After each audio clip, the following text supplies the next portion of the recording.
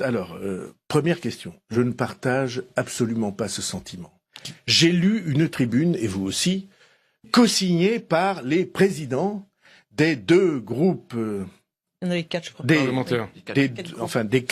Des deux groupes de l'Assemblée, des deux groupes du Sénat, des Républicains et de l'UDI, qui, tout bonnement, obligé, ça. devant les Français, viennent affirmer que la justice ne doit pas franchir les portes de l'Assemblée nationale. Donc vous qui avez été parlementaire... Est-ce que vous connaissez une phrase qui puisse provoquer autant d'indignation et d'exaspération chez les citoyens que la phrase qui affirme qu'il y a au fond une immunité pour les parlementaires et que quels que soient les actes qu'ils feraient, qu'ils produiraient, alors la justice n'a pas le droit de s'y intéresser ils disent, au nom de la séparation selon la règle commune.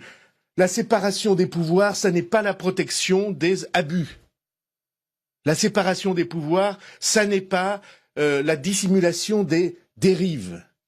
Autrement, n'importe quelle exaction pourrait être faite par un parlementaire au sein de l'Assemblée nationale et il serait couvert. À quel degré d'affaiblissement des principes républicains en est-on arrivé, et des principes démocratiques en est-on arrivé, pour que des parlementaires chevronnés présidents de groupe viennent expliquer aux Français, toute honte bue, qu'ils ne sont pas assujettis à la même loi que les autres. Je vous rappelle qu'il y a une décision de la Cour de cassation qui dit tout argent public, l'utilisation de tout argent public doit être justifiée. Mais pire que ça, il y a une forme d'indécence. Mais alors, il vous répond quelque chose. Laissez-moi dire. Il vous dit c'est les députés et les parlementaires qui décident ce qu'on doit faire leur attaché parlementaire. Je reviens en une phrase. Vous voyez bien qu'il y a dans tout cela une conception de ce qu'est la vie en commun dans une démocratie.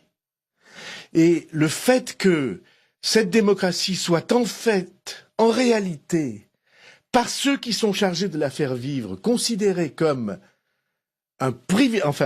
l'exercice de privilèges, alors il y a là quelque chose à quoi je ne me joins absolument pas, que je combattrai toute ma vie. Alors, bien entendu, c'est normal qu'un parlementaire décide de la manière dont il travaille avec ses collaborateurs à condition qu'il travaille. Et là, vous dites, c'est normal qu'un parlementaire ait des rapports contractuels avec ses collaborateurs à condition que les salaires soient convenables. Alors, on poursuit. Et qu'il n'y ait pas, évidemment, ce genre de soutien. On poursuit, Yannick Folz. Les attaques de France